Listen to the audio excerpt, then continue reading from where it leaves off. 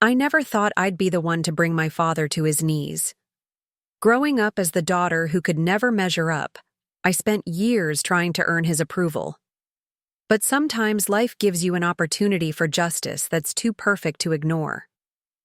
When I accidentally overheard my father's true thoughts about me, calling me a failure who'd never succeed, I decided it was time to reveal the truth about who was really keeping our family afloat.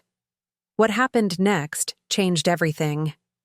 I'd love to know which corner of the globe you're watching from. And if this story speaks to you, make sure to subscribe.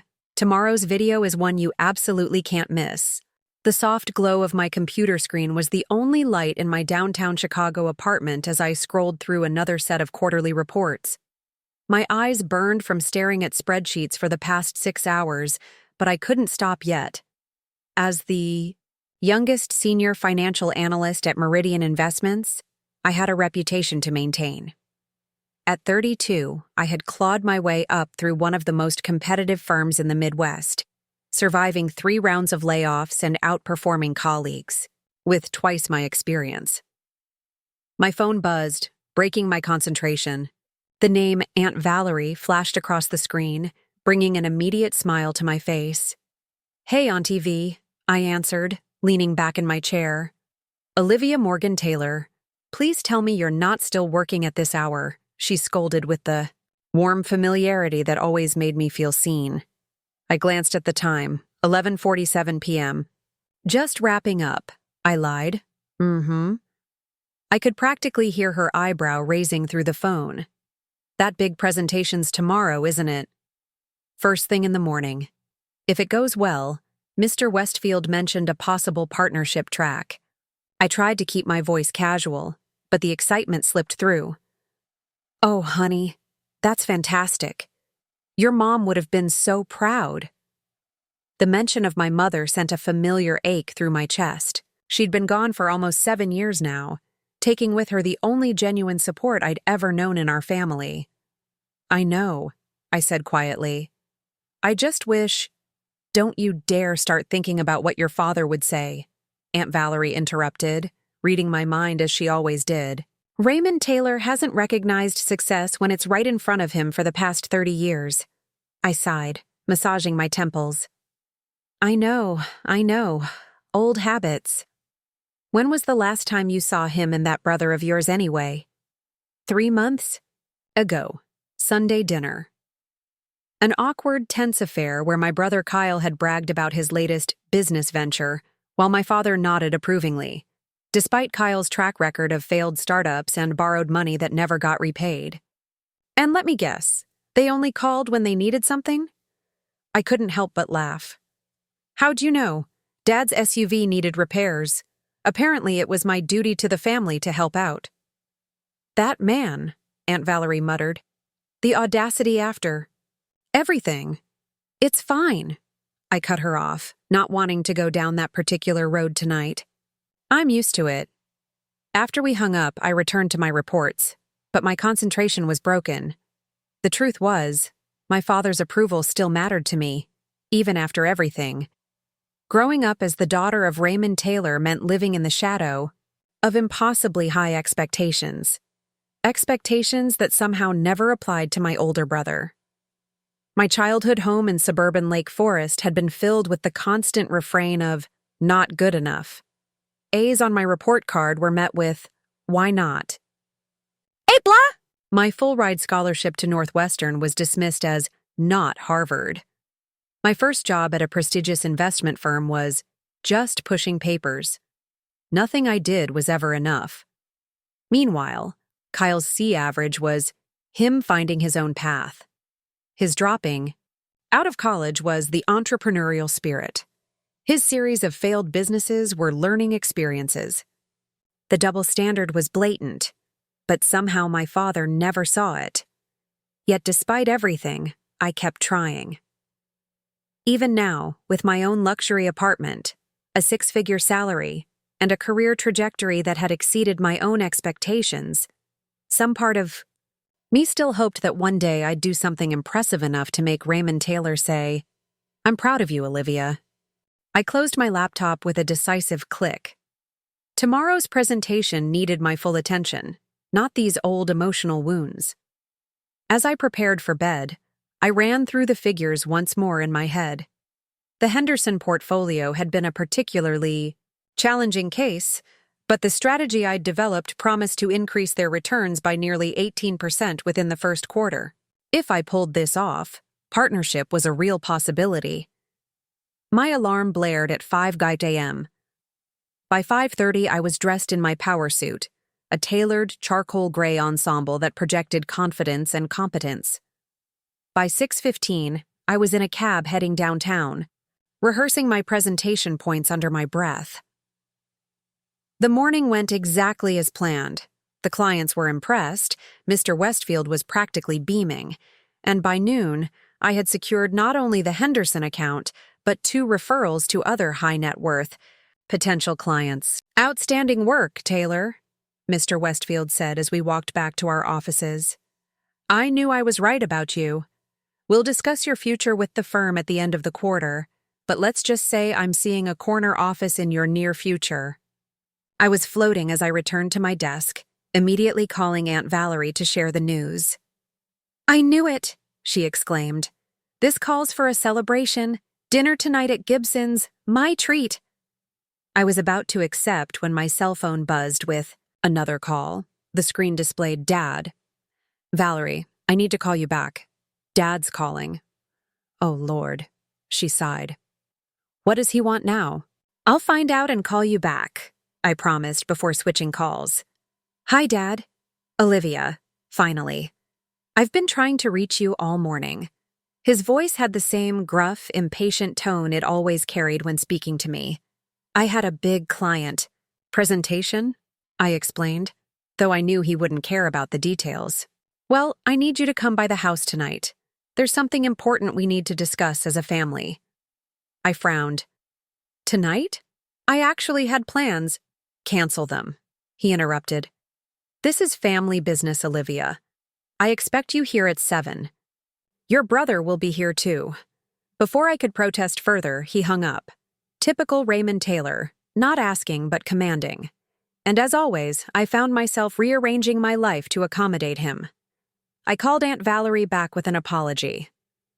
"You're not seriously going, are you?" she asked, incredulous. He said it was an important family business. "It's always important family business when he wants something from you," she pointed out. "When will you stop dropping everything for a man who's never once put you first?" Her words stung because they were true. But old habits die hard. "I'll reschedule our dinner for tomorrow, I promise." The rest of my workday was productive, but tinged with anxiety about the evening ahead. As I drove my BMW through the familiar streets of Lake Forest, past manicured lawns and stately homes, I couldn't help but wonder what crisis awaited me this time. My father's house, the house I grew up in, was a sprawling colonial on an acre of land. Once upon a time, it had been the pride of the neighborhood. Now, it showed subtle signs of neglect, peeling paint on the window frames, overgrown hedges, a crack in one of the front steps. Kyle's Mustang was already in the driveway. I parked behind it, taking an extra moment to compose myself before heading inside. No matter how successful I became, walking into that house always made me feel like an insecure teenager again. I didn't need to ring the bell. The door opened before I reached it. Kyle stood there, beer in hand, wearing his typical smirk. "Well, well, if it isn't the golden child," he drawled, stepping aside to let me in. "Nice to see you too, Kyle," I replied flatly, brushing past him. The house smelled like it always did, a mix of my father's cigars and the lemon polish the housekeeper used on the antique furniture. Some things never changed.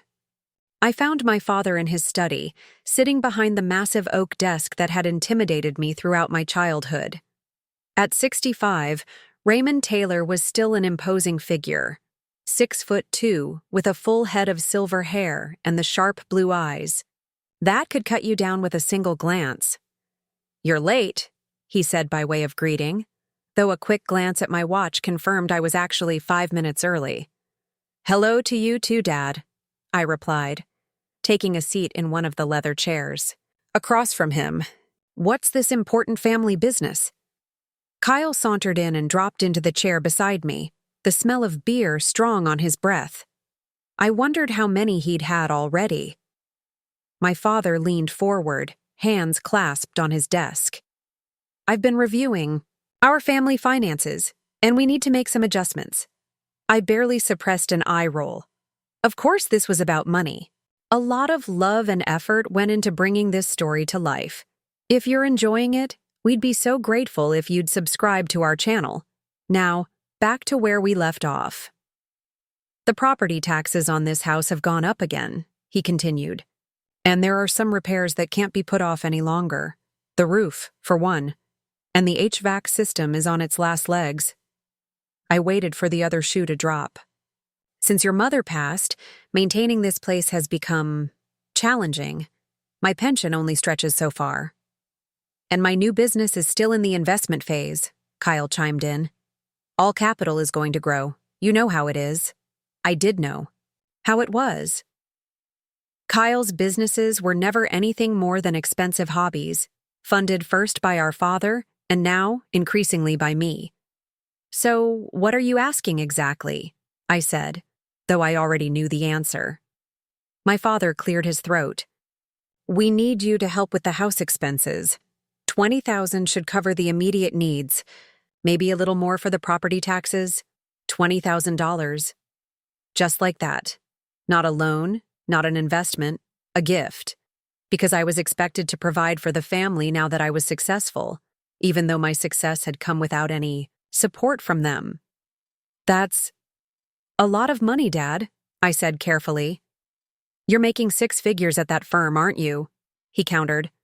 "This is your family home, Olivia, where you grew up, where your mother lived. Don't you think preserving it is worth something?" The mention of my mother was a low blow, and he knew it. She would have hated seeing him use her memory as emotional leverage. "I'll need to check my finances," I said, not committing. Kyle snorted. "Oh, come on, Liv. We all know you've got the money. You're just being difficult."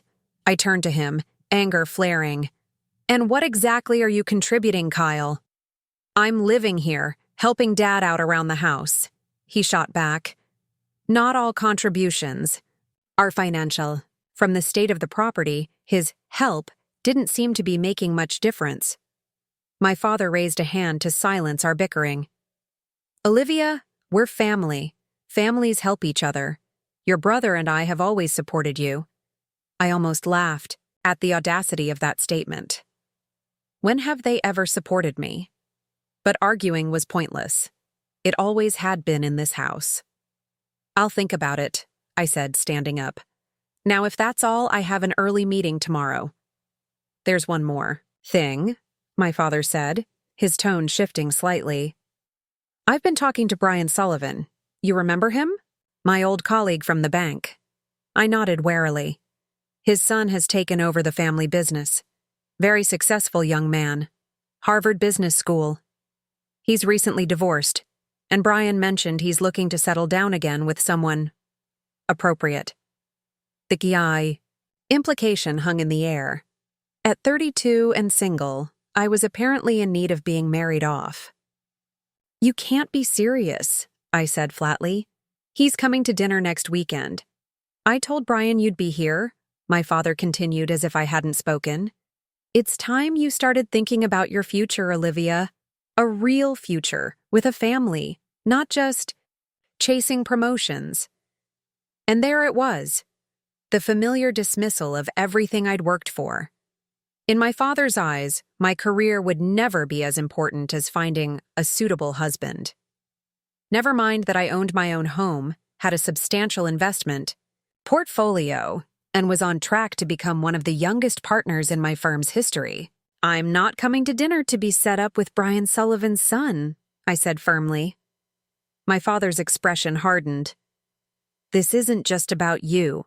Connections like the Sullivans are valuable to this family. You'll be here, and you'll be pleasant." Before I could respond, Kyle jumped in with a smirk. "Besides, it's not like you've had much luck finding someone on your own. When was your last date? 2 years ago? I shot him a withering look, but kept my focus on my father. I have plans next weekend. Cancel them, he said with finality. Family comes first, Olivia. Always. It was the same phrase he'd used throughout my childhood to guilt me into putting his and Kyle's needs above my own. Family comes first, unless it was my academic awards ceremony, my college graduation, or any other milestone in my life. Then, suddenly, other priorities emerged. I stood up, gathering my purse. I'll let you know about the money, I said, heading for the door. And about dinner. Olivia, my father called after me, his voice stern. Don't disappoint me, not again. Those words, so familiar, so cutting, followed me out to my car. Don't disappoint me, as if everything I'd ever done had been a disappointment to him. I drove home in a haze of old resentments and fresh frustrations. By the time I reached my apartment, I had decided to call my father in the morning and agree to the money. Not because I wanted to, but because it was easier than fighting. Because some childish part of me still hoped that if I helped enough, gave enough, achieved enough, he might finally see me as worthy. Little did I know that this familiar pattern was about to be shattered forever. The next morning started like any other. I woke up at 5 a.m. sharp, went for my usual 3-mile run along Lake Michigan, showered, and was at my desk by 7:30 with a large coffee and my game face on. But the conversation with my father lingered in the back of my mind, casting a shadow over what should have been a triumphant day after yesterday's successful presentation. Around noon, Madison, my assistant, knocked on my door. "Package for you," she said, placing a sleek manila envelope on my desk. "Courier just dropped it off." I thanked her and examined the envelope. It contained the final contracts for the Henderson account, my biggest win to date. As I flipped through the pages, a sense of accomplishment washed over me. This account alone would bring in over $7 million in revenue for the firm. I had done this. Me, Olivia Taylor. The disappointment. I reached for my phone to call my father. Even now, after all these years, my first instinct was still to seek his approval. Pathetic, really. My finger hovered over his contact information. What was I expecting? That this time would be different? That he'd finally say, "I'm proud of you, Olivia." I put the phone down without making the call. Instead, I transferred $25,000 to my father's account, $5,000 more than he'd asked for. Not because he deserved it, but because I wanted to be done with it. I wanted to buy myself some peace, at least for a while. The rest of the day passed in a blur of meetings and client calls. By 7 p.m., I was exhausted but satisfied with my productivity. As I packed up my things, my phone rang. Kyle's name flashed on the screen. I hesitated before answering. Calls from Kyle typically meant more problems, more demands. "Hello? Liv?" He slurred, obviously drunk. "You home?" "I'm just leaving the office." "Why?" "Need to talk to you." "Is important," I sighed. "Can it wait until tomorrow?" "I'm tired, Kyle." No, gotta be tonight. I'm coming over." Alarm bells rang in my head. Kyle had never been to my new apartment. I'd kept it that way deliberately. "That's not a good idea. I have an early meeting tomorrow." "Please," he said, his voice cracking. Just this once. I need your help, Liv." The desperation in his voice got to me. Despite everything, he was still my brother. "Fine," I relented. "Text me when you're close." An hour later, Kyle was sprawled on my couch, nursing the coffee I'd made him instead of the beer he'd asked for. He looked terrible, unshaven, eyes bloodshot, clothes rumpled as if he'd been wearing them for days. "What's going on, Kyle?" asked, perching on the armchair across from him. He ran a hand through his disheveled hair. "I messed up, Liv. I messed up bad." "What did you do?" The weariness in my voice was evident even to my own ears. "The business. It's not going well. Which one? The food truck app or the cryptocurrency thing? He winced. The investment fund. I straightened up. What investment fund? You never mentioned an investment fund. It's new. Was new. He stared into his coffee. I got some friends to invest, and Dad. A knot formed in my stomach. How much? Kyle wouldn't meet my eyes. 300,000. I nearly choked. $300,000? Where did Dad get that kind of money? His retirement account, Kyle mumbled. He believed in me. Of course he did. Raymond Taylor had always believed in Kyle, no matter how many times he failed. And let me guess, the money's gone? Kyle nodded miserably.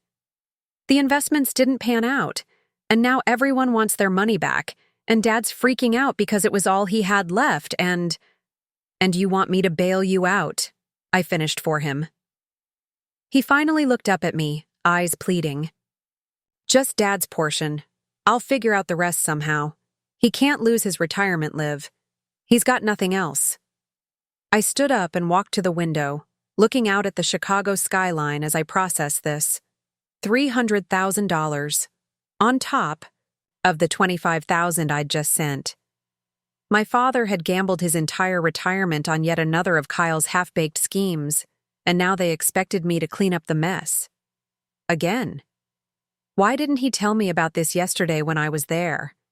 Why send you instead? Kyle shifted uncomfortably. He doesn't know I'm here. He'd kill me if he knew I told you. Pride. Even facing financial ruin, Raymond Taylor was too proud to ask his daughter for help directly. Too proud to admit he'd made a mistake backing Kyle instead of me. I need to think about this, I said finally. There's not much time, Liv.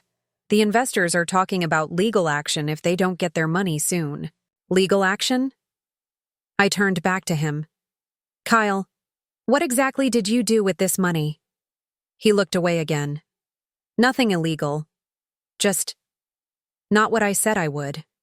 My brother, the con artist. And my father, his most loyal mark. I'll call you tomorrow, I said, effectively dismissing him. After Kyle left, I poured myself a generous glass of wine and tried to make sense of it all. $300,000 would put a serious dent in my savings, even with my salary. And for what? So Kyle could continue his pattern of irresponsibility, so my father could maintain his pride? I fell into a restless sleep that night, troubled by dreams of my childhood, of report cards hidden because A-minuses weren't good enough, of piano recitals my father missed, of the constant refrain, "Why can't you be more like your brother?" The next morning, I woke up with a resolution. I would help my father, but this time there would be conditions. No more blank checks, no more enabling Kyle's schemes. It was time for some hard truths and clear boundaries. I arrived at work early, to handle a few pressing matters before driving out to Lake Forest. I hadn't called ahead. I wanted to catch my father off guard for once. The house looked even more neglected in the harsh morning light. The lawn needs mowing, the gutters were sagging, and one of the shutters was hanging askew. I made a mental note to hire a maintenance service, another expense I'd have to cover. I knocked on the door, then used my old key when no one answered. The house was quiet except for the ticking of the grandfather clock in the hallway. "Dad?" I called out. "It's Olivia." No response. His car was in the driveway, so he had to be home. I checked the study, the living room, the kitchen, all empty. As I headed upstairs, I heard muffled voices coming from my father's bedroom. The door was ajar, and I could see him pacing back and forth, phone pressed to his ear. I was about to announce my presence when his words stopped me cold. "I don't know what to do, Frank," he was saying, his voice tense. "It's all gone. Everything. $300,000 down the drain because I was stupid enough to trust Kyle with my retirement." A pause as he listened. No. Olivia can't know about this. God, could you imagine? She'd never let me hear the end of it. Little Miss Perfect with her fancy job and her— Another pause. She just sent money for the house repairs, but this is different.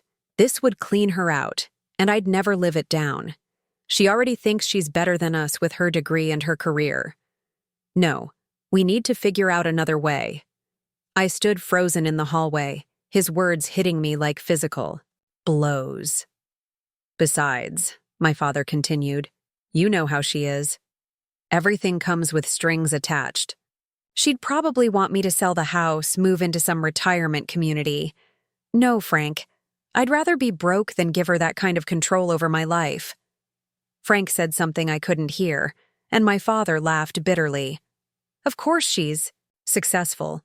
She's always been obsessed with proving herself, desperate for validation. It's exhausting, honestly. Always has been. Even as a kid, everything was a competition with her.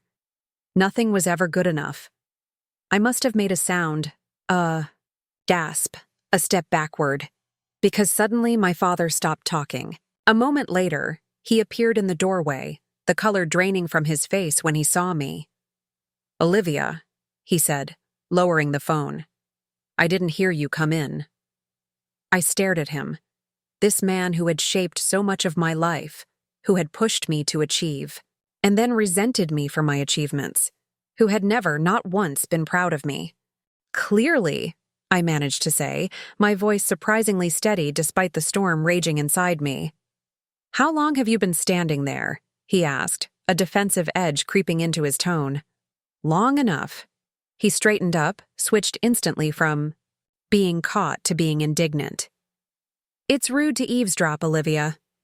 The audacity of his response nearly made me laugh. Is that really what you're going to focus on right now?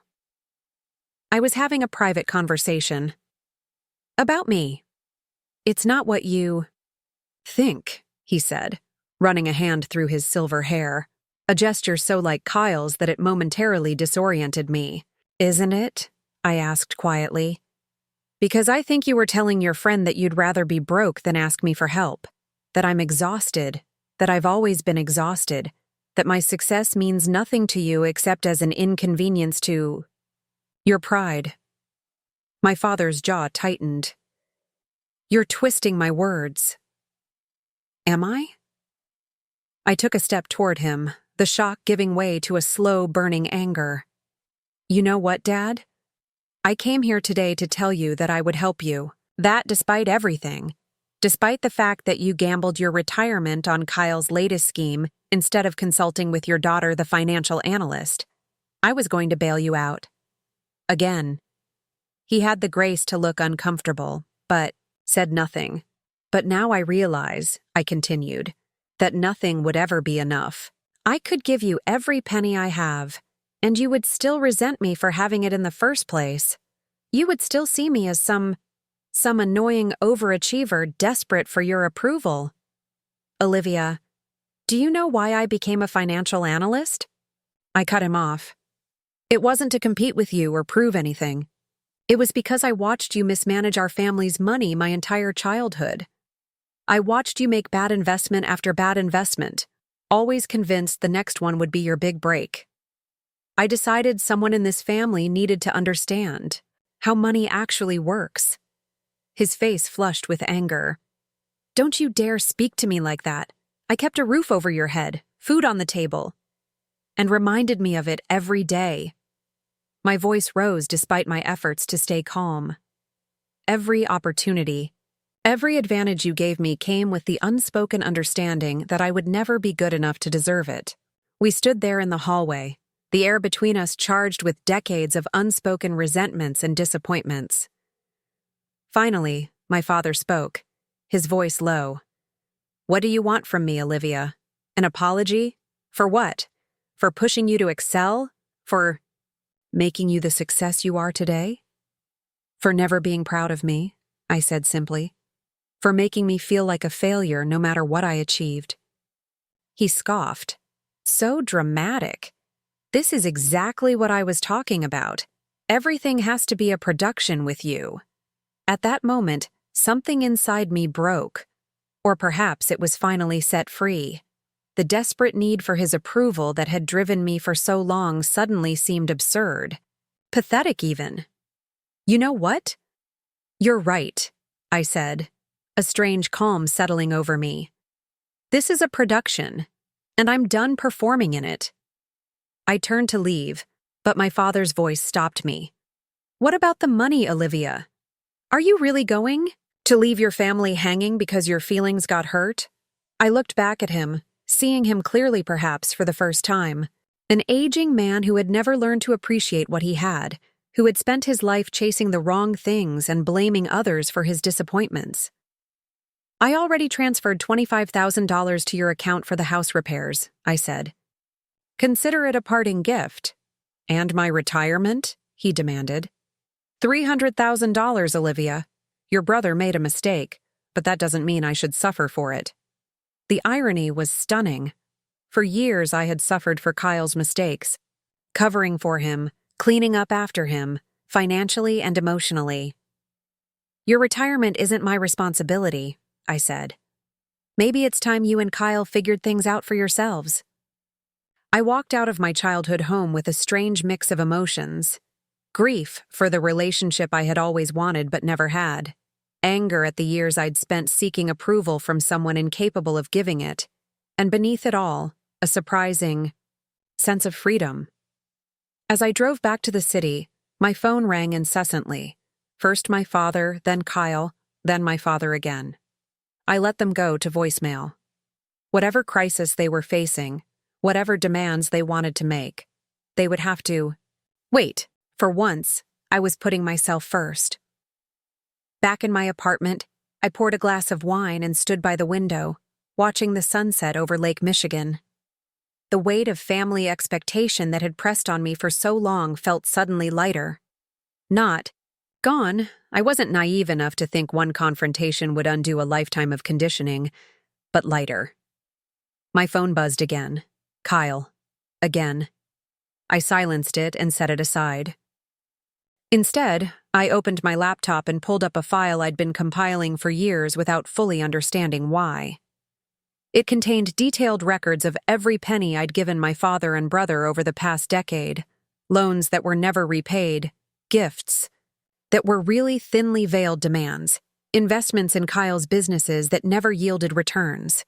The total was staggering, $478,632.57, nearly $500,000. Money that could have gone toward my own future, my own dreams. But that wasn't even the real cost. The real cost was the years I'd spent trying to earn love that should have been freely given. The real cost was the part of myself I'd surrendered to the endless quest for validation. As I stared at the number on the screen, a plan began to form in my mind. A plan for justice, for closure, and perhaps finally for freedom. I opened another file, this one containing information I'd been gathering as a sort of insurance policy, something I'd never intended to use but had kept updated nonetheless.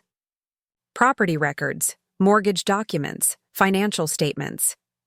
What I found confirmed what I had long suspected.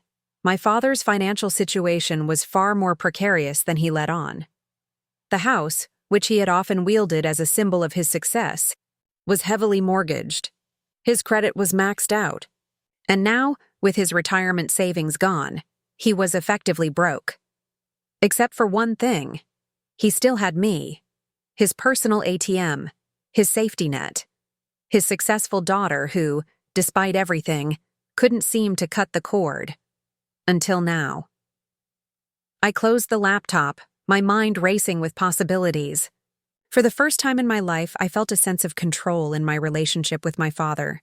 Not because I wanted power over him, but because I was finally ready to stop giving him power over me. The phone rang again. This time, it was Aunt Valerie. "Your father called me," she said when I answered. "He's beside himself. Says you're abandoning the family in their time of need." I laughed, a short, sharp sound devoid of humor. "Did he tell you why?" "No, but I can guess." "What happened, Liv?" I told her everything. The overheard conversation, my father's admission that he resented my success, the revelation about his lost retirement. When I finished, she was quiet for a long moment. Then she said, "It's about time." "What?" "It's about time you saw him for who he really is," Aunt Valerie said. "I've been waiting years for this moment, hoping you'd finally break free of his hold on you." "Why didn't you say something?" She sighed. "Oh, I did. Many times. But you weren't ready to hear it. You needed to see it for yourself." She was right. All those times she had gently suggested that my father's treatment of me wasn't normal, wasn't healthy. I had brushed it aside, made excuses, told myself it was just his way. "So what are you going to do now?" she asked. I looked out at the city lights, at the life I'd built for myself despite my father's constant undermining. "I don't know yet," I admitted. "But I'm done being their safety net. I'm done trying to earn love that isn't there." "Good," Aunt Valerie said firmly. "It's long overdue." After we hung up, I sat in silence, processing everything. The anger was still there, but it was cooling now, hardening into resolve. My father had called me exhausting, a know-it-all, someone who would lord her success over him if given the chance. Well, maybe it was time to live up to that expectation. Maybe it was time to show Raymond Taylor exactly what his failure of a daughter was capable of. I reopened my laptop and got to work. I barely remember driving home from my father's house. The world passed by in a blur as his words echoed in my head on an endless loop. She'd never let me hear the end of it. Little Miss Perfect with her fancy job. She already thinks she's better than us with her degree and her career. Everything comes with strings attached.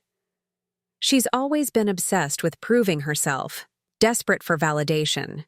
It's exhausting, honestly. Always has been. By the time I reached my apartment building, my hands were shaking so badly I dropped my keys twice before managing to unlock my door. Once inside, I leaned against the wall and slid to the floor, my legs no longer able to support me. For the first time in years, I allowed myself to cry. Not the controlled, dignified tears I sometimes permitted when alone, but raw, ugly sobbing that tore through my chest and left me gasping for air.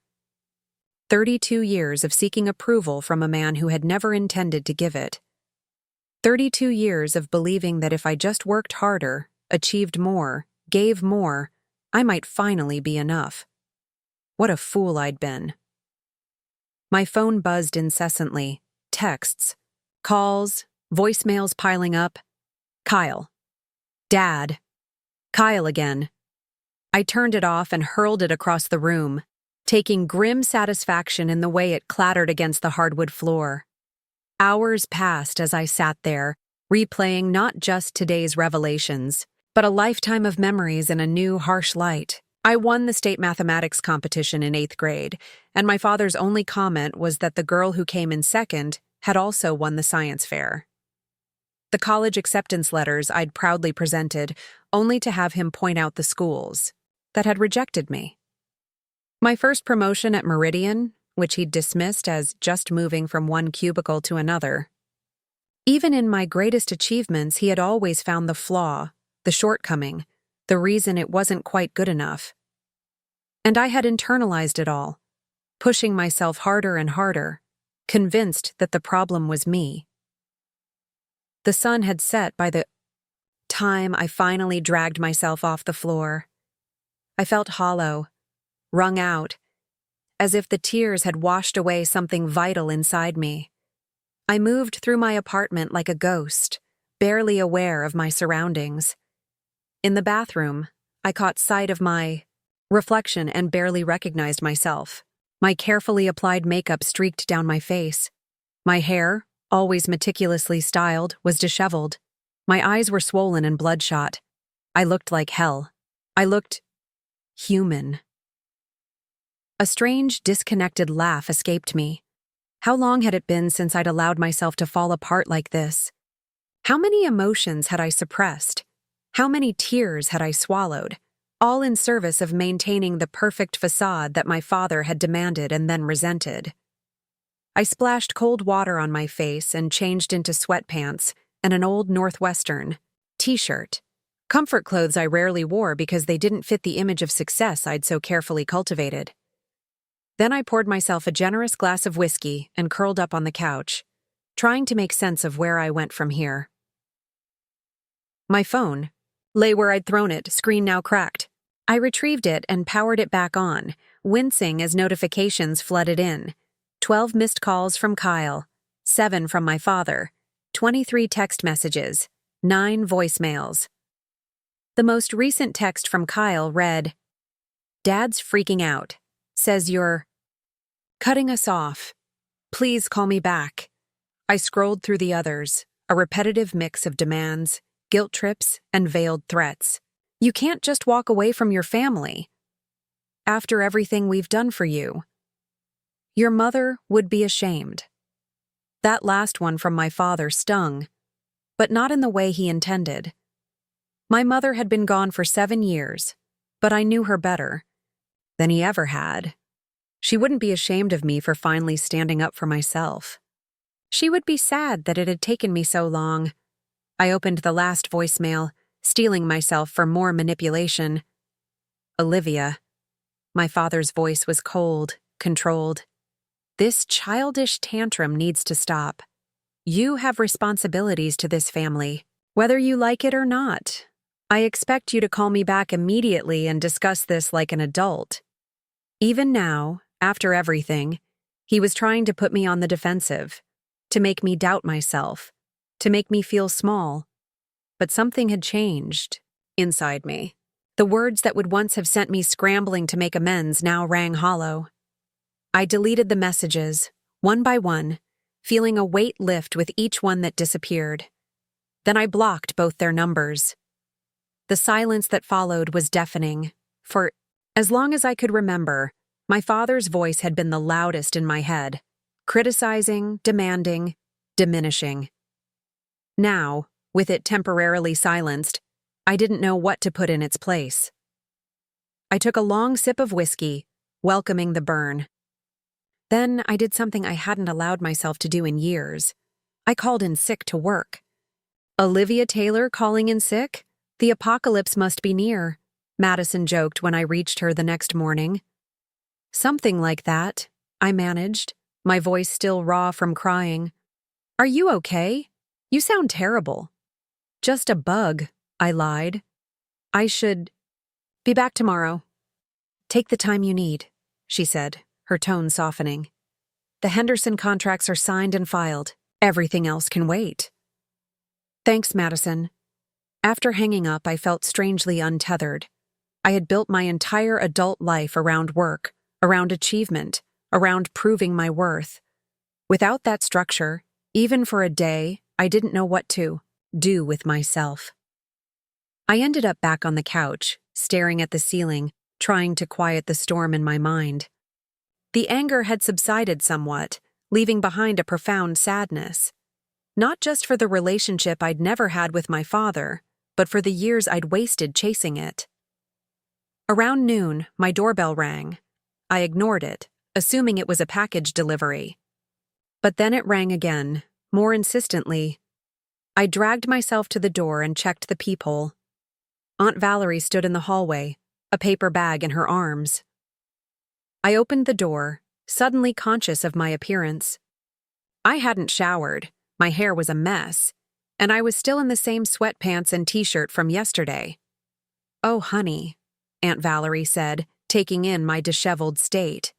Without another word, she pulled me into a tight hug.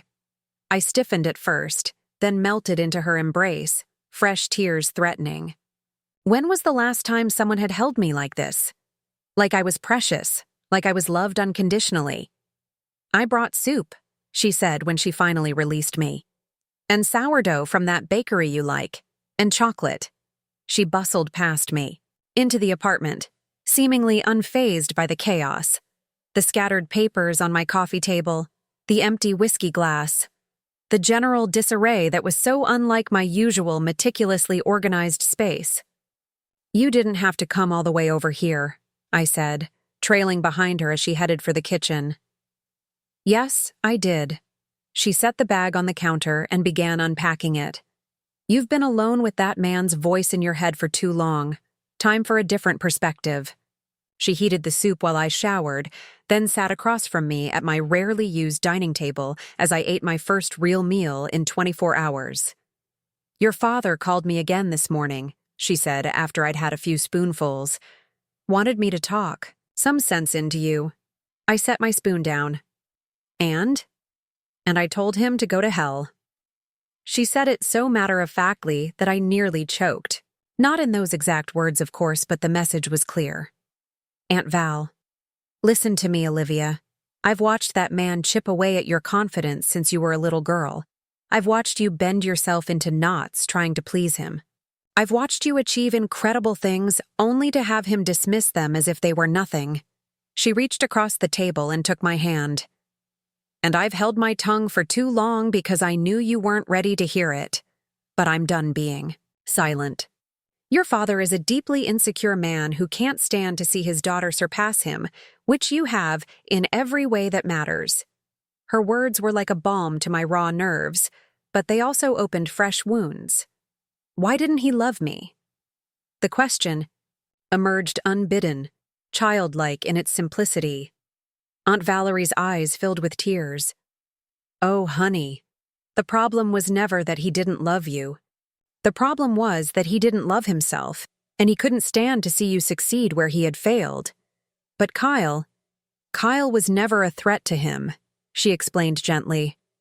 Kyle's failures validated your father's own sense of inadequacy. Your successes challenged it. I pushed the soup away, my appetite gone again. So, what am I supposed to do now? Just forgive him? Pretend none of this happened? No, she said firmly. You're supposed to live your life on your own terms. Stop trying to earn love from someone who can only give it conditionally, if at all. And just abandon them? They'll lose the house, everything. Aunt Valerie's gaze was steady. That's not your responsibility, Olivia. It never was. Your father and brother are grown men who have made their own choices. Their problems are of their own making. But no buts. You've been their safety net for long enough. Maybe it's time they learn to stand on their own 2 feet. She stayed with me for the rest of the day, helping me clean up the apartment, talking through the tangled emotions I was experiencing.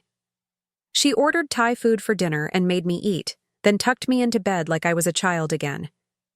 You're going to be okay, she said, brushing my hair back from my forehead. Better than okay. You're going to be free. After she left, I lay awake for hours, thinking about what freedom might look like. Freedom from my father's criticism. Freedom from the constant pressure to prove myself. Freedom from the financial burden of supporting 2 able-bodied men who took me for granted. The next morning, I woke with a clarity I hadn't felt in years. The hurt was still there, a dull ache beneath my ribs, but the fog of confusion had lifted. For the first time in my adult life, I knew exactly what I wanted. Justice, not revenge. I wasn't interested in causing pain for pain's sake, but justice. Consequences for actions. Truth laid bare. I showered, dressed in my most confidence-boosting suit, and went to work with a new sense of purpose. No more giving until I was empty. No more setting myself on fire to keep others warm. No more chasing approval that would never come. Madison did a double take when I walked in. Wow, you look different. Good or bad? I asked, hanging my coat. Good difference. Strong. Like you could eat a board meeting for breakfast and still be hungry. I laughed. A real laugh, not the polite, measured sound I usually allowed myself. In the office. That's exactly how I feel. I threw myself into work with a focus that surprised even me. Without the constant background anxiety of my father's approval, I found I could think more clearly, work more efficiently. By lunchtime, I had cleared my entire morning schedule and was making headway on a complex analysis I'd been avoiding for weeks. When my phone rang around 2 p.m., I almost didn't answer it. The number wasn't blocked, but it wasn't one I recognized. Either. Olivia Taylor, I answered, my professional voice firmly in place. Ms. Taylor, this is Thomas Wells from First Meridian Bank. I'm calling about the mortgage on the property at 487 Maple Drive in Lake Forest. My father's house.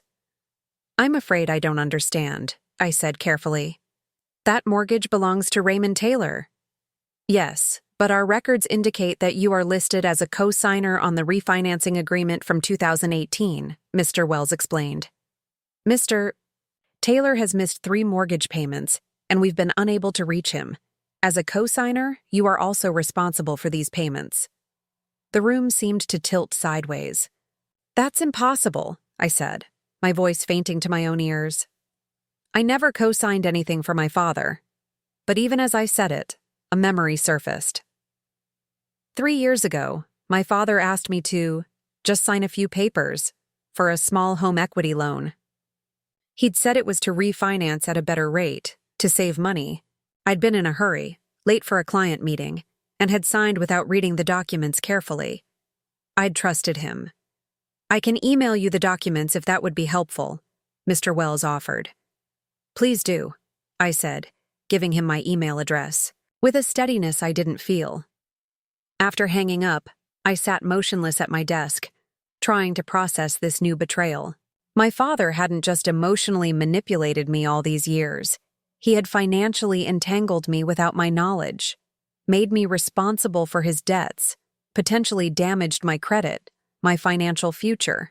The anger that had cooled overnight, reignited, burning hotter than before. When the email arrived from Mr. Wells, I opened the attached documents with trembling fingers. There it was, my signature on a home equity line of credit for $450,000, with me listed as co-borrower, not just co-signer. According to the payment history, my father had drawn the entire amount almost immediately and had been making minimum payments until 3 months ago. I was legally on the hook for nearly $500,000 of my father's debt. I picked up the phone and called the one person who could help me make sense of this mess. Mark Stevens. Mark, it's Olivia. I need your help. Mark had been my financial advisor since my first year at Meridian. He was shrewd, discreet, and most importantly, completely independent from my family. What's going on? He asked, immediately, picking up on the tension in my voice. I need you to look into something for me. A home equity line of credit that I apparently co-signed for my father in 2018. I just found out I'm on the hook for $450,000. Mark was silent for a moment. Come to my office, now. Bring whatever documents you have. An hour later, I sat across from Mark in his sleek downtown office as he reviewed the papers I'd printed from Mr. Wells's email. This is bad, Olivia, he said finally, looking up at me. But it might not be as bad as it seems. How do you figure? The signatures don't match. He turned the paper toward me, pointing to where I'd apparently signed. This doesn't look like your usual signature. I peered at it closely. He was right. It was similar, but not identical. The O was rounder, the loop and they went too far to the left. Are you saying it's forged? Mark leaned back in his chair. I'm saying it's worth looking into. Do you remember signing this specific document? I tried to recall that day, but the memory was fuzzy. I remembered my father's office, a stack of papers, his assurance that it was just a formality. But the specific documents? No. I signed something, I admitted. But he told me it was just a refinance to get a better rate. He never mentioned a home equity line of credit, and he definitely never said I was a co-borrower. That's fraud, Olivia, Mark said gravely. If he misrepresented what you were signing, or worse, if he forged your signature on some of these documents, that's illegal. The implications hit me like a physical blow. My father hadn't just betrayed me emotionally. He had potentially committed a crime. Against me. His own daughter. "What do I do?" I asked, my voice small. Mark folded his hands on the desk. "You have a few options. You can pay it off to protect your credit, though I don't recommend that. You can work with the bank to prove fraud, which would involve potentially pressing charges against your father, or you can use this as leverage." "Leverage?" A calculating look crossed his face. "How much do you know about your father's financial situation overall?" "Not much," I admitted. "I know he's in trouble because Kyle lost his retirement money in a bad investment. But beyond that..." Mark nodded thoughtfully. "Let me do some digging. I have contacts at several banks who might be able to give me a clearer picture. In the meantime, don't contact your father and don't make any payments on this line of credit." "But my credit score?" "Will take a hit, yes. But if we can prove fraud, the bank will have to remove the delinquent payments from your credit history." I left Mark's office with my head spinning. Just when I thought I'd understood the depth of my father's betrayal, another layer revealed itself. How many other financial time bombs were out there with my name on them? How deeply had he entangled me in his problems without my knowledge? Back in my apartment, I pulled out the file I'd compiled of money given to my father and Kyle over the years. Nearly $500,000, and now potentially another $450,000 on top of that. The scale of it was staggering. For years, I had been bankrolling my father and brother while they belittled me behind my back, while they saw me as nothing more than a convenient ATM, a safety net for their poor decisions. No more. Whatever Mark found, whatever came next, one thing was crystal clear. I was done being used, done being taken for granted, done being the family failure who somehow always had to bail everyone out. It was time for Raymond Taylor to learn exactly what his exhausting daughter was capable of. It was time for justice, and I knew exactly where to start. Mark called me at 7 a.m. the next morning. "I need to see you in person," he said without preamble. "My office, 8 o'clock. "That urgent?" "More than you know." I arrived at his office building, 15 minutes early, fidgeting in the sleek reception area as I waited. When his assistant finally ushered me in, Mark was standing at the window, looking out over the Chicago skyline, his usual calm demeanor replaced by something tenser.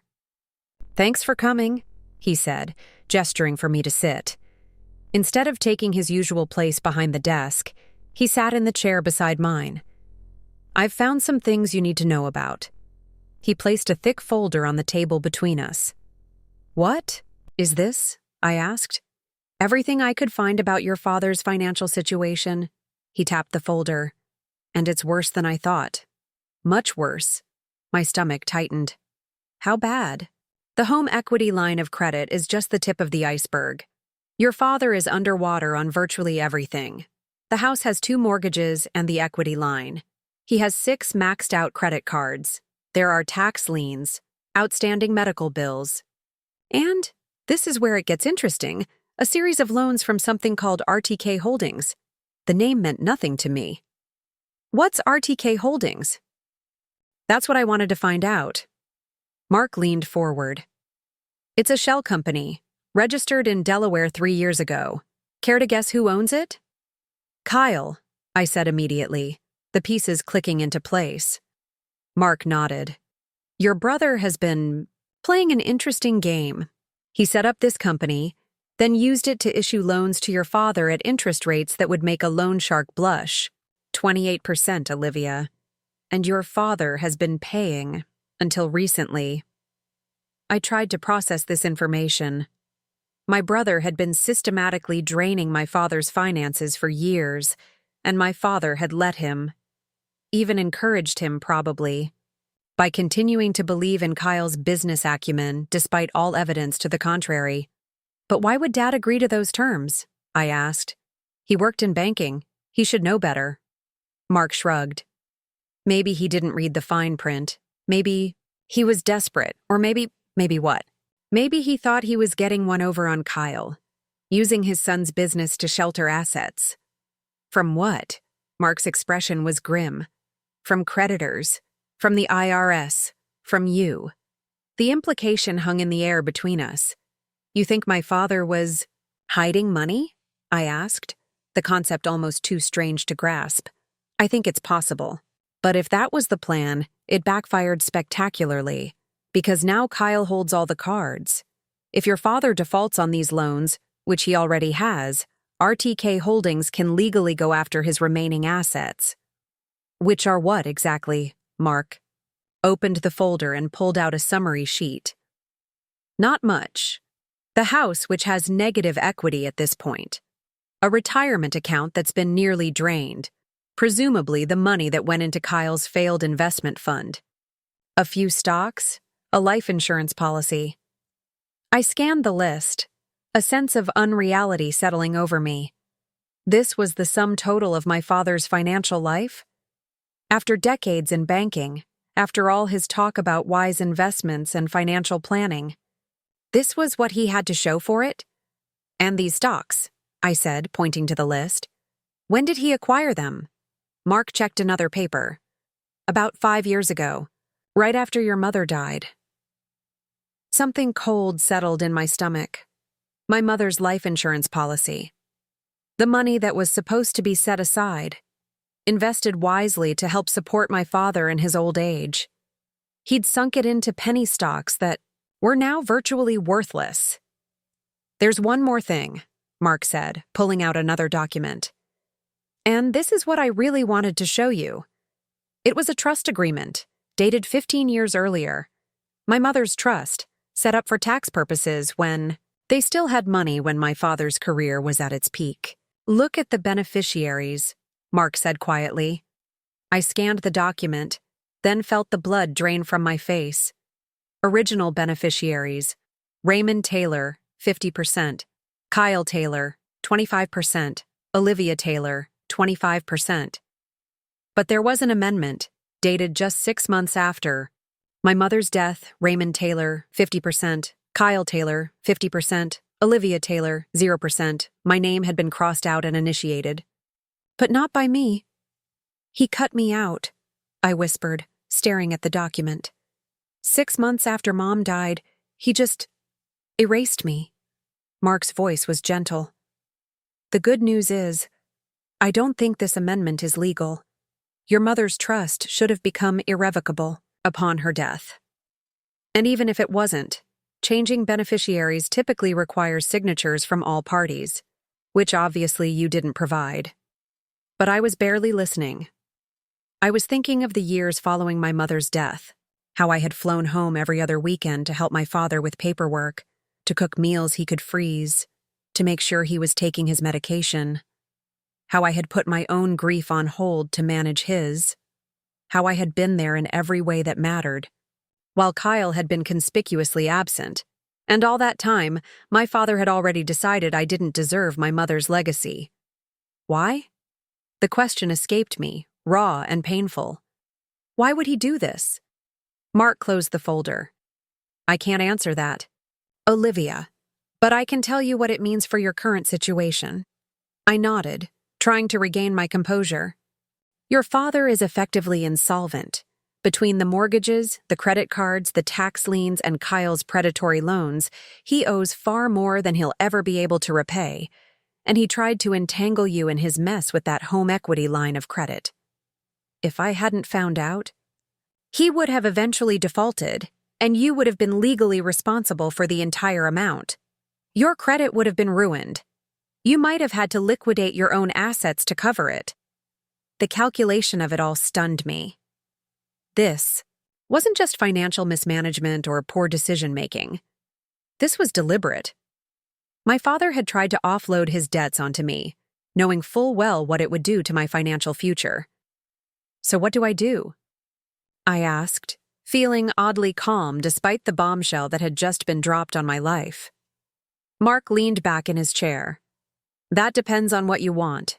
If you want to protect yourself legally and financially, we challenged the home equity line of credit on the grounds of fraud. We contacted the bank, possibly involving the authorities. And if I do that?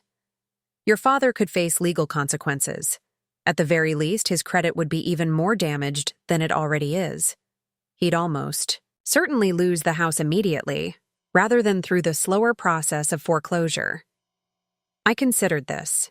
Part of me, a small, vindictive part that I rarely acknowledged, wanted to see my father face consequences for his actions. But another part of me recoiled at the thought of being the one to bring those consequences down on him. "What are my other options?" I asked. "You could do nothing. Let the bank come after you for the payments. Try to work out a payment plan. It would be financially painful for you, but it would shield your father from the immediate fallout." I shook my head. "No, I'm done cleaning up his messes." "Then there's a third option," Mark said, a slight gleam in his eye. "We use what we know as leverage." "Leverage for what?" "For anything you want. A clean break. A renegotiation of your relationship. A chance to finally speak your truth without him holding financial power over you." I thought about it. Years of manipulation, of emotional blackmail, of being made to feel like I was never enough despite all evidence to the contrary. Years of bailing out my father and brother, only to be mocked behind my back. Years of seeking approval that was never going to come. "I want the truth," I said finally. "I want him to admit what he's done. To me, to Mom's memory, all of it." And then I went out. Completely out. No more financial entanglements, no more guilt trips, no more responsibilities. "That were never mine to bear." Mark nodded. "Then that's what we'll aim for." He outlined a plan, a meeting with my father, with Mark present as my financial advisor, a confrontation with evidence in hand, a chance to finally clear the air and establish boundaries that should have been in place long ago. As I left his office, I felt a strange mix of emotions, anger certainly, but also a kind of relief. The fog of confusion and hurt was lifting, replaced by a clarity of purpose I hadn't felt in years, maybe ever. The ride back to my apartment was a blur. My mind raced with questions. How long had my father been planning to use me as his financial safety net? Had it started before my mother died, or only after? Had she known what kind of man she was married to, or had he hidden that side of himself from her too? And what about Kyle? How much of this had been his idea? Had the two of them sat around my father's study, plotting ways to extract more money from me while simultaneously belittling my achievements? By the time I reached my building, my sadness had hardened into something colder, more resolute. I was done being manipulated, done being used, done trying to earn love from people who saw me only as a resource to be exploited. I spent the rest of the day in a kind of focused trance, pulling together every financial record I could find related to my father and brother. Loans I'd made, gifts I'd given, expenses I'd covered, bank statements showing the transfers, emails asking for more. It was all there, a paper trail of exploitation stretching back years. Nearly $500,000. Money that could have gone toward my own future, my own dreams, my own security. Instead, it had been funneled into my father's mismanaged household and Kyle's failed ventures, all while they resented me for having it in the first place. Around 7 that evening, my intercom buzzed. "Ms. Taylor? There's a Mr. Kyle Taylor here to see you. He doesn't have an appointment, but he's insisting it's urgent." Of course he was. My brother had never understood the concept of boundaries or appropriate timing. "Send him up," I said, deciding it was better to face him now, on my territory, than to have him continue showing up unannounced. A minute later, there was a knock at my door. I opened it to find Kyle looking even worse than he had the last time I'd seen him, unshaven, eyes bloodshot, clothes rumpled. But there was something else in his expression too. Fear. "Liv," he said, his voice strained. "Thank God. I've been trying to reach you for days." "I've been busy," I replied coolly, not inviting him in. "Look, whatever Dad said to you, whatever happened between you two, you need to fix it. Now. I raised an eyebrow. I need to fix it? Yes. Kyle ran a hand through his disheveled hair. He's falling apart, Liv. The bank is threatening foreclosure. He doesn't know what to do. You have to help him. Actually, I don't. Kyle stared at me as if I'd suddenly started speaking a foreign language. What? I said. I don't have to help him. Or you. Not anymore. But we're family, he spluttered, trotting out the familiar refrain that had been used to manipulate me for years. Are we? I asked quietly. Because from where I'm standing, it looks like Dad and I stopped being family the moment he cut me out of Mom's trust. And you and I stopped being family around the time you started draining him dry with your predatory loans through RTK Holdings. Kyle's face went slack with shock. How do you know about that? I know everything, Kyle. The loans, the interest rates, all of it. Did you really think I wouldn't find out? I'm a financial analyst. It's what I do. He recovered quickly, his surprise morphing into defensiveness. Dad knew what he was signing. It was a business arrangement. At 28% interest? That's not business, Kyle. That's exploitation. Oh, that's rich coming from you, he sneered. Little Miss Perfect, looking down on everyone from your fancy apartment with your fancy job. You have no idea what the real world is like. I laughed, the sound harsh even to my own ears. The real world? You mean the one where I work 60 hours a week while you live in Dad's house rent-free? The one where I've given you both nearly $500,000 over the years, only to find out you mock me behind my back? That real world? Kyle had the grace to look uncomfortable, but only for a moment. Whatever. The point is, Dad needs help. Right now. The bank is serious this time. Which bank? The one holding the first mortgage, the second mortgage, or the home equity line of credit he fraudulently took out in my name? That stopped him cold. What are you talking about? Ask Dad, I said, starting to close the door. And while you're at it, ask him why he thought it was okay to forge my signature and potentially ruin my credit.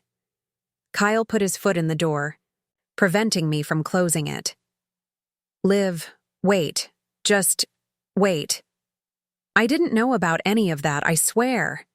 For the first time, I saw something like genuine emotion in my brother's eyes. Not manipulation, not calculation. Actual concern. I believe you, I said, surprising myself with the admission. But it doesn't change anything. Dad made his choices. You made yours, and now I'm making mine. What does that mean? It means I'm done, Kyle. Done being the family ATM. Done being manipulated and guilt-tripped. Done trying to earn love that was never going to be given freely. So you're just going to let Dad lose the house? Let everything fall apart? I looked at my brother, really looked at him, and saw not the golden child who could do no wrong, but a middle-aged man who had never learned to stand on his own 2 feet, who had been enabled his entire life by a father who set different standards for his children, who had praised mediocrity in his son while demanding perfection from his daughter. And suddenly, I felt sorry for him. Dad already let everything fall. Apart, I said gently. Long before now. The foreclosure, the debts, they're just the final act of a play that's been running for years. And I'm not going to swoop in with a last-minute rewrite. It's time for the curtain to fall. You're a cold bitch. You know that? Kyle's brief moment of vulnerability was gone, replaced by the familiar contempt. Goodbye, Kyle, I said, and closed the door firmly in his face. He pounded on it for a few minutes, alternating between threats and pleas, but eventually gave up and left. I leaned against the door, heart racing, surprised by my own resolve. The old Olivia would have given in, would have written another check, bailed them out again, continued the cycle. But I wasn't that person anymore. I returned to my desk and the stack of financial records I'd been compiling. Now I added a new document, a list of demands for the upcoming meeting with my father, Full disclosure of all financial entanglements involving my name, legal removal of my name from the fraudulent home equity line of credit, written acknowledgement of all money given over the years, a notarized statement that he would seek no further financial assistance. The truth about my mother's trust, it was a start. Not a complete list, but enough to frame the conversation. Enough to make it clear that I was approaching this as a business negotiation, not an emotional plea, because that's what it had always been for them, hadn't it? A business transaction. My love, my help, my support in exchange for what? The occasional crumb of approval? The fleeting illusion of family? The bargain had always been one-sided. I had given everything. They had given nothing. And now, finally, the balance sheet was going to be squared. I finished my notes and closed the folder, a sense of calm settling over me. The meeting was scheduled for tomorrow afternoon. Neutral territory, a conference room at Mark's office. My father had agreed reluctantly, probably hoping he could charm or intimidate me in person in a way he couldn't over the phone. He was in for a surprise.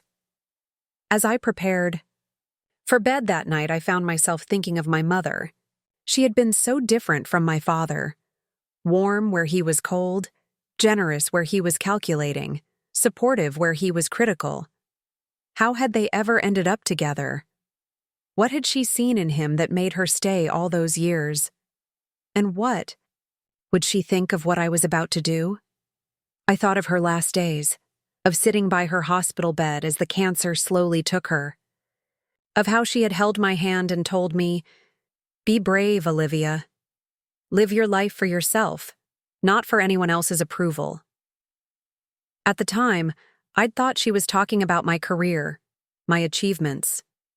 Now I wondered if she'd been trying to warn me, if she'd known exactly what would happen once she was gone, once her protective presence was no longer there to buffer me from my father's coldness.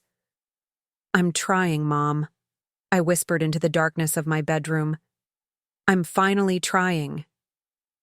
The next morning dawned bright and clear, a beautiful spring day that seemed at odds with the storm I knew was coming. I dressed carefully in my most confidence-boosting outfit, a perfectly tailored charcoal suit, crisp white blouse, the pearl earrings my mother had left me. Armor for the battle ahead, Mark called as I was leaving my apartment. "Your father just arrived," he said. "And he's not alone. Kyle's with him. I should have expected it." My father would never walk into a confrontation without backup, without someone to help him maintain the upper hand. "They're trying to intimidate you," Mark warned. 2 against 1. "Let them try," I replied, a steely resolve in my voice that surprised even me. I've been outnumbered by them my entire life. Today's no different. Except it was different, because today I was done playing by their rules. Today, I was bringing the full force of the truth, and the financial leverage that came with it, to bear. Today, Raymond Taylor was going to learn exactly what his failure of a daughter was capable of. When I arrived at Mark's office building, I took a moment in the lobby to collect myself. The reflection in the polished marble showed a woman I barely recognized, poised, determined, eyes clear and focused. Gone was the desperate-to-please daughter who would have walked into this meeting ready to cave at the first sign of disapproval. "You can do this," I whispered to myself, adjusting my blazer one final time before heading to the elevator. Mark was waiting for me when I stepped off on the 12th floor. "They're in conference room B," he said, falling into step beside me. "Your father's been complaining about the unnecessary formality of meeting here instead of at his house." Of course he had. Raymond Taylor preferred home field advantage in all things. "Anything else I should know before we go in?" I asked. He brought a folder of his own. "Looks like financial documents, and he's wearing his banker face." I knew exactly what Mark meant. My father's banker face was the stern, slightly condescending expression he adopted when he wanted to intimidate. Someone, usually me, with his financial expertise. It had worked for most of my life. Not today. "Good," I said. "Let him think he has the upper hand. It'll make this more satisfying." Mark shot me an appraising look. You seem different, Olivia. I am different. I stopped just before the conference room door. For the first time, I'm seeing my father clearly, not as the infallible authority figure I built up in my mind, but as he really is, a man who made choices, bad ones, and now those choices have consequences. Mark nodded, a hint of admiration in his eyes. Ready? Ready. He opened the door, and we stepped into the conference room. My father and Kyle sat on one side of a long mahogany table, a united front. My father in his best suit, the one he saved for important meetings and funerals, and Kyle in what was probably his only suit, looking uncomfortable and slightly sullen. Finally, my father said by way of greeting, checking his watch with exaggerated impatience. We've been waiting for 20 minutes. I glanced at my own watch. We were exactly on time. The petty power play was so transparent it almost made me laugh. Thank you both for coming, I said instead, taking a seat across from them. Mark sat beside me, opening his laptop. I don't understand why we're meeting in your financial advisor's office, my father complained, shooting a suspicious glance at Mark. This is a family matter, Olivia. It could have been handled privately. Given that this family matter involves fraud, forged signatures, and nearly $500,000 of my money, I thought a more formal setting was appropriate. I replied calmly. Kyle shifted uncomfortably. My father's expression didn't change, but a vein pulsed in his temple, the telltale sign of his concealed anger that I'd learned to watch for as a child. You're being dramatic, he said dismissively. If this is about the house repairs, it's not, I cut him off. Though we'll get to that. Let's start with this. I pulled out the home equity line of credit documents and slid them across the table. Would you care to explain why my name is on a $450,000 loan I never agreed to? My father barely glanced at the papers. You signed it, Olivia, 3 years ago. If you don't remember, that's hardly my fault. I remember signing refinancing papers for what you told me was a small home equity loan with a better interest rate, I said. You never mentioned the amount, and you certainly never disclosed that you were making me a co-borrower rather than a co-signer. The terms were all there in black and white. It's not my responsibility if you don't read what you sign. The audacity nearly took my breath away, but I had expected this. The deflection, the blame shifting. It was my father's standard playbook. Actually, according to the law, misrepresenting loan documents is fraud, Mark interjected, his tone professional but firm. And from what I can see, there are significant discrepancies between what Ms. Taylor was told she was signing and what these documents actually entail. My father's gaze hardened as he turned to Mark. This doesn't concern you. Mr. Taylor, I'm here as Ms. Taylor's financial advisor. Given the nature of these allegations, I strongly advised her to have representation present. Allegations? Kyle spoke up for the first time, looking genuinely confused. Dad, what is he talking about? Either Kyle really didn't know, or he was, a better actor than I'd given him credit for. I decided to proceed as if it were the former. He's talking about the fact that Dad forged my signature on some documents and misrepresented others, I explained. He's talking about the fact that I'm apparently legally responsible for nearly $500,000 of debt that I never knowingly took on. Kyle's eyes widened. He turned to our father. Is that true? My father waved a dismissive hand. Olivia's exaggerating as usual. She signed the papers. If she didn't bother to read the fine print, that's her problem. The signatures don't match, Dad, I said quietly, pulling out another document, a side-by-side comparison Mark had prepared of my actual signature and the one on the loan documents. And we both know why. For the first time, something like uncertainty flickered across my father's face. He recovered quickly, but I had seen it, the momentary crack in his armor. This is ridiculous, he blustered. You come in here with your fancy financial advisor and your accusations. Not accusations, I corrected him. Facts. And there are more. I pulled out the trust amendment documents. Like the fact that you removed me from Mom's trust 6 months after she died. Kyle's head snapped up. What? This, apparently, was news to him, too. Interesting. My father's face flushed. Your mother and I discussed changes to the trust before she passed.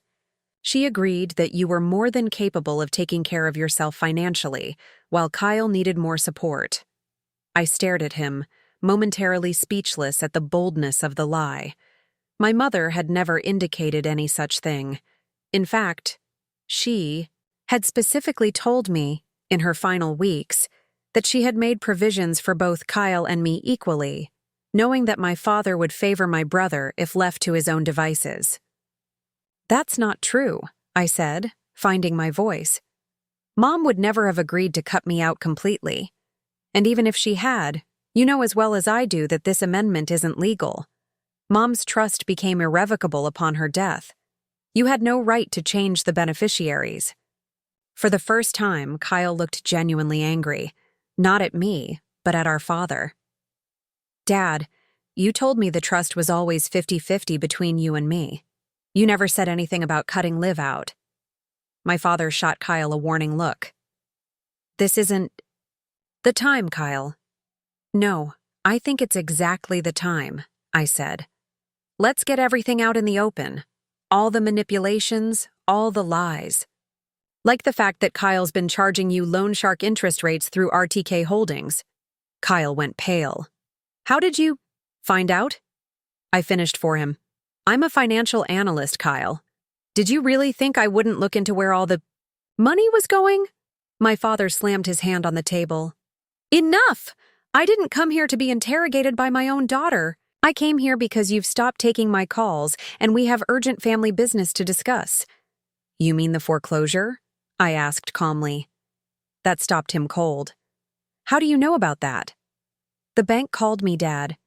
Because my name is on the loan, remember? They can't reach you, so they reached out to me instead. He recovered quickly. Then you understand the urgency of the situation. We need to come up with a plan to save the house. We? I repeated, raising an eyebrow. There is no we in this situation, Dad. You took out loans you couldn't repay. You mismanaged your finances. You gambled your retirement on Kyle's latest scheme. These were your choices. Our choices, Kyle muttered, finally showing a glimmer of self-awareness. I messed up too. My father shot him a look of pure venom, but Kyle pressed on. The investment fund. It wasn't what I said it was. I didn't do the due diligence. I just saw a chance to make quick money, and I took it. And now you both expect me to bail you out. Again. I leaned forward, looking my father directly in the eye. But here's what you don't seem to understand. I'm done. Done covering your mistakes. Done trying to earn approval that's never going to come. Done being the family ATM. My father's expression shifted, his banker facade giving way to something uglier, more desperate. So that's it? You're just going to let the bank take the house? The house you grew up in? The house your mother loved? It was a low blow, using my mother's memory against me. But I had anticipated it. Mom loved that house because it held our family, not because of the building itself, I said quietly.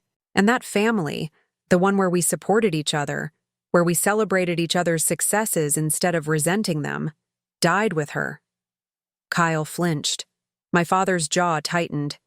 You always were dramatic, he muttered. Just like your mother? Thank you, I said, surprising him. That's the first compliment you've given me in years. Mark cleared his throat, gently steering the conversation back to business. Ms. Taylor has prepared a proposal that I think offers a fair resolution to this situation. I pulled out the final document I had prepared. My list of demands, now, formalized into a legal agreement. Here's what's going to happen, I said, sliding it across the table. You're going to sign a statement acknowledging that my signature was obtained under false pretenses on the home equity line of credit. The bank will remove my name from the loan, and you'll take full responsibility for the debt." My father scoffed. "And why would I do that? The only leverage you have is the threat of claiming fraud, which would be your word against mine." "Not exactly," Mark interjected. "We've had the signatures analyzed by an expert, and there are the recorded calls from the bank, which clearly show Ms. Taylor was unaware of her obligation. Add to that the email trail showing a pattern of financial manipulation." My father's face darkened. "You would really do this? Take your own father to court? Drag the family name through the mud?" "If necessary," I said simply, "but I'd prefer not to. That's why I'm offering an alternative." I tapped the agreement. "Sign this, and I'll help with the immediate foreclosure issue. One last time. I'll provide enough money to bring the mortgage current and give you 3 months to either sell the house on your own terms or find another solution." Kyle leaned forward, suddenly attentive. "You'd do that, even after everything?" "With conditions," I said firmly. "First, my name comes off all loans and financial obligations. Second, you both acknowledge in writing that you will seek no further financial assistance from me. Third, the trust is restored to its original state, with me receiving the 25% mom." "Intended." My father picked up the agreement, scanning it with narrowed eyes. "And if we refuse?" "Then I take this to the authorities," I said evenly. "I filed a fraud claim with the bank. I petitioned the court to invalidate the trust amendment, and I walk away completely, leaving you to deal with the foreclosure on your own." The room fell silent as my father continued to read. Kyle watched, him anxiously, clearly unsure which way he would go. Finally, my father set the document down. "You drive a hard bargain, Olivia." "I learned from the best," I replied, allowing myself a small, tight smile. He drummed his fingers on the table, thinking. I could almost see the calculations running behind his eyes, weighing the immediate financial relief against the blow to his pride. "How much would you provide to stop the foreclosure?" he asked finally. "Enough to bring the mortgage current and cover the next 3 months," I repeated. "Approximately $45,000. A fraction of what I had already given them over the years. A bargain, really, for complete financial freedom from their manipulations." "And what happens after 3 months?" "That's up to you," I said. "You can sell the house and downsize to something more manageable. You can find another source of income. You can declare bankruptcy. But whatever you decide, it won't involve my money." Kyle looked like he wanted to protest, but a sharp look from my father silenced him. "The trust restoration," my father said, changing tactics. "That would mean Kyle loses 25%. Ah, there it was. My father's true concern. Not that I would gain what was rightfully mine, but that Kyle would lose what wasn't. "Kyle will still have 25%, I pointed out. "The same as me. You'll still have 50%, exactly as Mom intended." "It's fair, Dad," Kyle said unexpectedly. "It's what Mom wanted." My father shot him a look of betrayal, but Kyle held firm. "I'm serious. Liv deserves her share, and honestly, I'm tired of all this. The schemes, the lying, the manipulation. Aren't you?" For a brief moment, something like uncertainty crossed my father's face, a crack in the armor I had never seen before. Then it was gone, replaced by his usual stern expression. "Fine," he said curtly, "but I want amendments to this agreement." "What amendments?" I asked warily. "I want the foreclosure payment immediately, not after the agreement is signed. And I want the right to seek your financial advice in the future, even if I can't ask for money." I exchanged a glance with Mark. The first demand was a transparent attempt to get the money before signing, potentially allowing him to back out. The second was more complicated, a way for my father to maintain some kind of relationship with me, perhaps, but also a potential loophole. "The money will be transferred," Within 24 hours of all signatures being notarized, I countered. And yes, you can seek my advice, but only through formal channels, emails or scheduled phone calls, not impromptu demands or emotional appeals. My father nodded slowly. One more thing. Your brother needs a job. A real one. I blinked, caught, off guard by the unexpected request. What? Kyle needs a job, my father repeated. He has a business degree, however unused. You work for a major financial firm. You must have connections. I looked at Kyle, who seemed as surprised as I was. You want me to help Kyle find employment? Yes, my father said, as if it were the most natural request in the world. He needs structure, responsibility, something you've always had in abundance. It was, perhaps, the closest thing to a compliment my father had ever given me. And yet, it came wrapped in yet another demand. I won't get him a job at Meridian, I said firmly. That would be inappropriate and potentially damaging to my professional reputation. But I can connect him with some recruiters I know. The rest will be up to him. Kyle nodded, looking almost relieved. That's fair, more than fair. My father studied me for a long moment, his expression unreadable. Then, with a sharp nod, he extended his hand. We have a deal. I hesitated, then shook it. His grip was firm, just like always. But something had shifted in the dynamic between us. For the first time in my adult life, I was negotiating with him as an equal, not as a supplicant seeking approval. I'll have the revised agreement sent to you by the end of the day, Mark said, already making notes. We can meet tomorrow, for the signing. My father stood, adjusting his tie with the precise movements I had watched all my life. Tomorrow, then. Kyle lingered as our father headed for the door. Not now, Kyle, I said, suddenly exhausted. Let's just get through the signing first. He nodded, looking unusually subdued. For what it's worth, I am sorry. For everything. Was he? I couldn't tell. The pattern of manipulation ran so deep in our family that sincerity was almost impossible to recognize. We'll see, I said, neither accepting or rejecting his apology. After they left, I sank back into my chair, the adrenaline that had carried me through the confrontation now ebbing, leaving me drained. You did well, Mark said, shutting his laptop. Better than well. You were magnificent. I managed a weak smile. It's not over yet. He could still back out. He won't, Mark said confidently. He needs the money too badly. And you gave him a way to save face. That bit about seeking your advice was clever. It wasn't calculated, I admitted. Part of me still wants something. Some kind of relationship with him, I guess, even after everything. Mark's expression softened. That's natural, Olivia. He's your father. But what you're doing now, setting boundaries, demanding respect, that's the only way any kind of healthy relationship could ever be possible. I nodded, letting his words sink in. For so long, I had equated my father's approval with love. Had believed that if I just achieved enough, gave enough, accommodated enough, I might finally earn his affection. But real love didn't work that way. Real love, the kind my mother had given freely, the kind Aunt Valerie offered without condition, wasn't something you had to earn.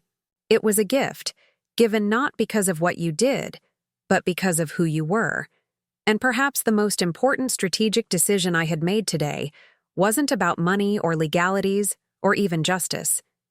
It was the decision to finally, fully accept that my father might never be capable of giving me that kind of love, and to understand that it was his loss, not mine. As I gathered my things to leave, I felt lighter somehow.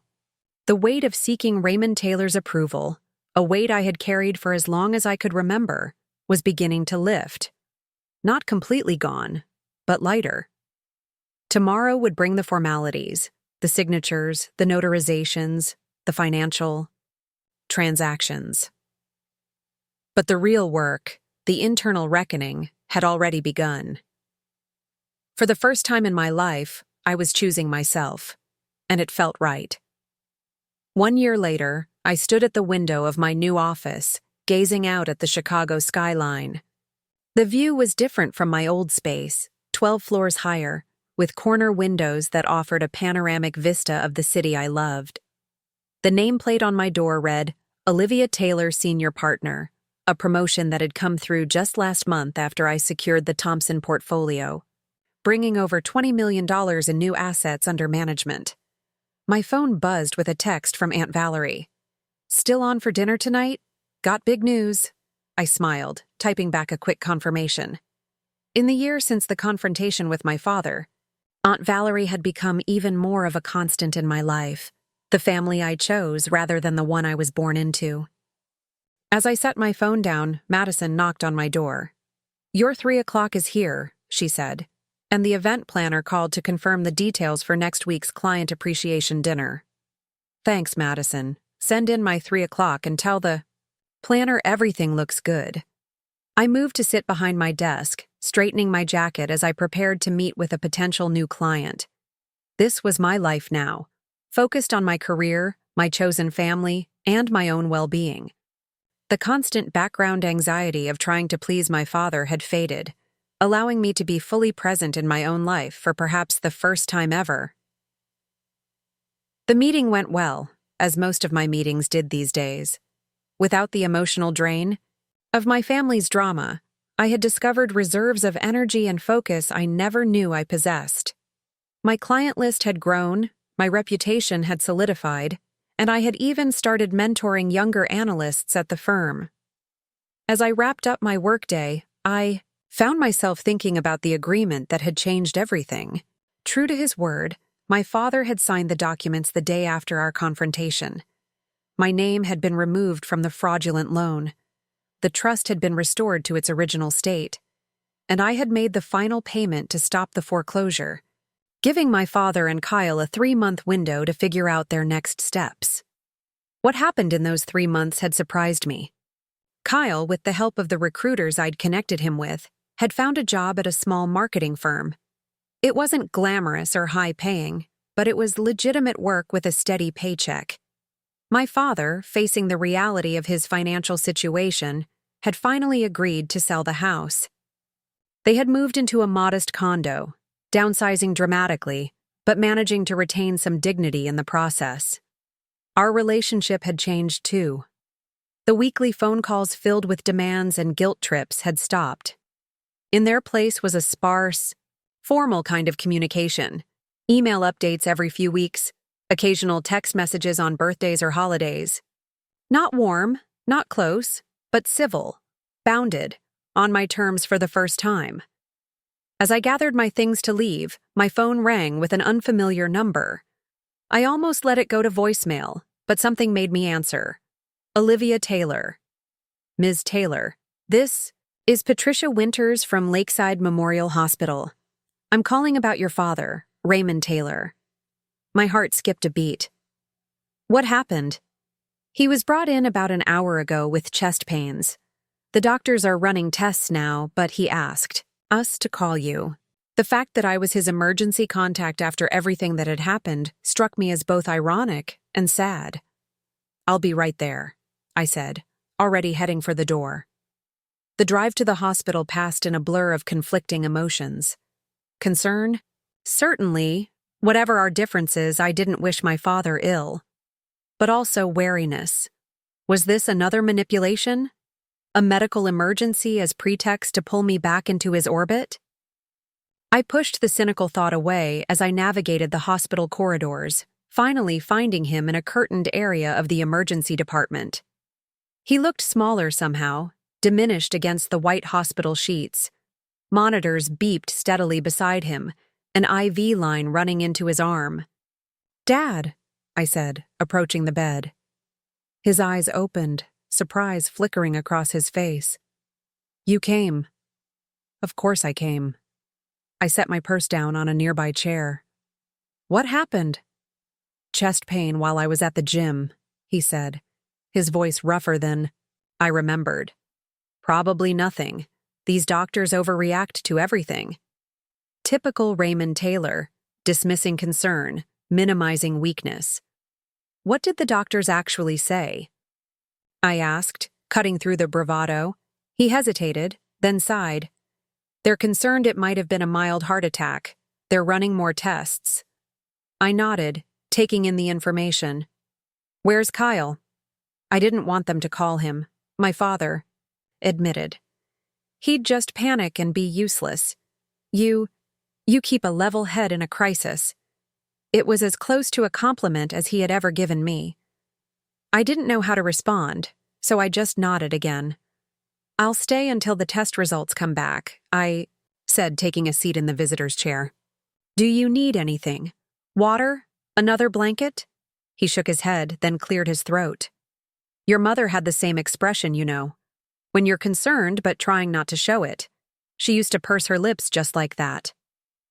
The unexpected mention of my mother threw me off balance. My father rarely spoke of her, especially to draw comparisons with me. I wouldn't know, I said quietly. You never told me things like that before. He looked away, staring at the ceiling. No, I suppose I didn't. We lapsed into silence, the beeping monitors the only sound in the small space. I pulled out my phone, texting Aunt Valerie to let her know I might be late for dinner and why. An hour later, a doctor appeared with my father's test results. It hadn't been a heart attack, thankfully, but there were concerning signs of coronary artery disease. The doctor recommended a procedure called an angioplasty, potentially with stents to be done the following day. It's a common procedure, the doctor assured us, but not without risks. We'll need you to sign some consent forms. After he left, my father turned to me. What do you think? Should I do it? The question startled me. My father never asked for my opinion on important matters. It sounds like the recommended course of action, I said carefully. Coronary artery disease isn't something to ignore. He nodded slowly. Will you be here? Tomorrow for the procedure? Vulnerability from Raymond Taylor was so unfamiliar that I almost didn't recognize it. But there it was, in his slightly averted gaze, in the tension around his mouth. If you want me to be, I said. I do.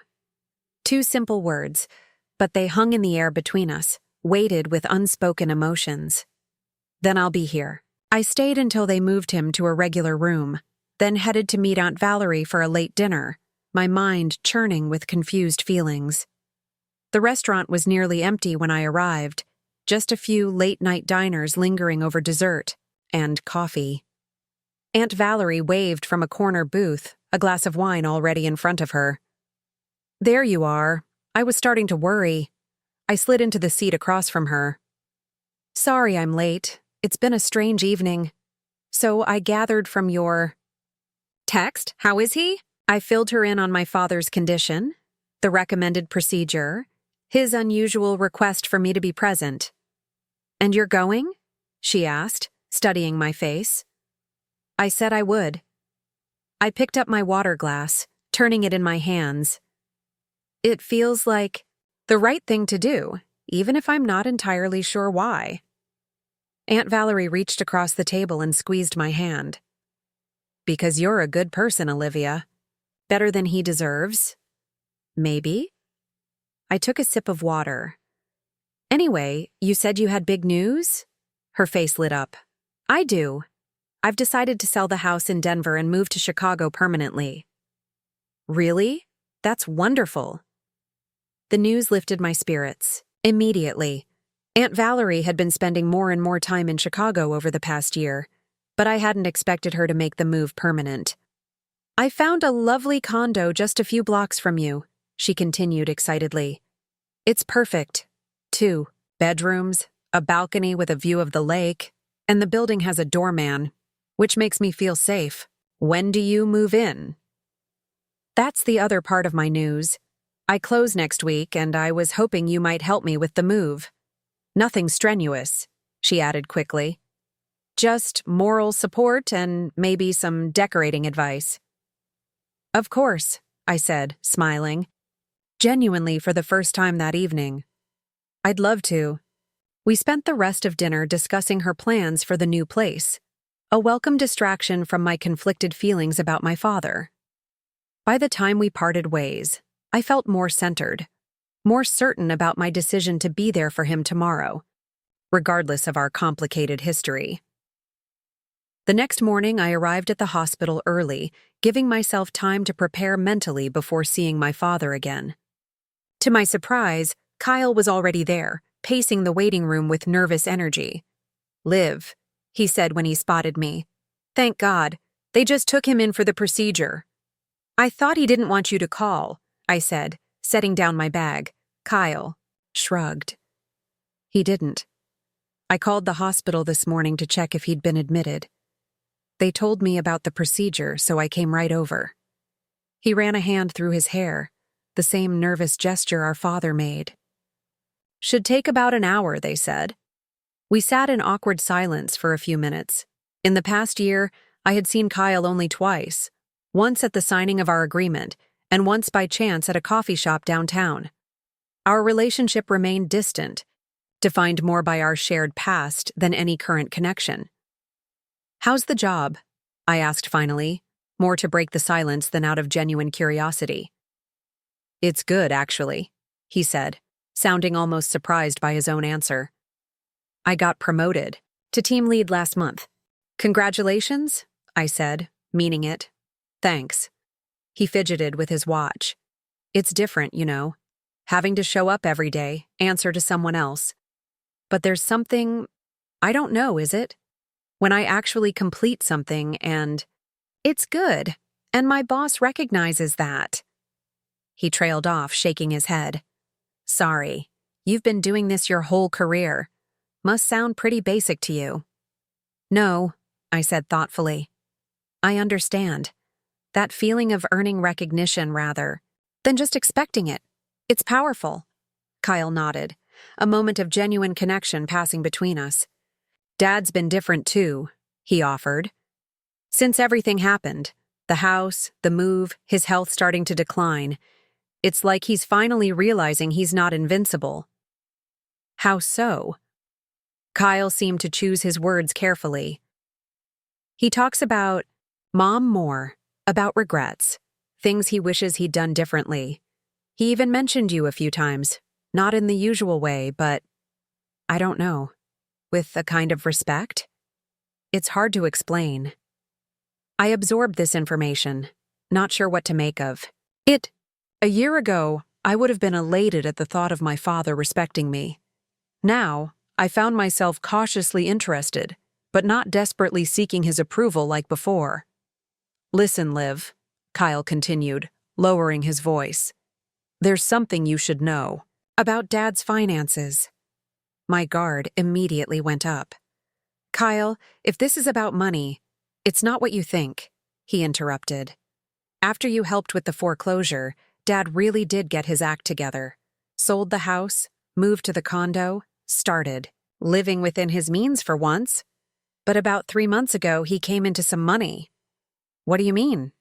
"An old investment, something from decades ago that everyone had written off, suddenly paid out.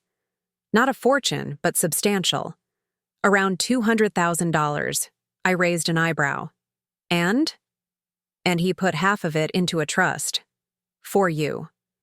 Of all the things Kyle might have said, this was perhaps the most unexpected. "What?" "He set up a trust with explicit instructions that it be given to you on his death, or earlier at his discretion. I only know because he needed a second signature, and he asked me." I stared at my brother, trying to process this information. "Why would he do that?" Kyle shrugged. "He didn't really explain, just said it was setting things right." "I thought you should know." Before I could respond, a doctor emerged through the double doors, still in surgical scrubs. "Family of Raymond Taylor?" We both stood. "The procedure went well," the doctor said. "We placed 2 stents.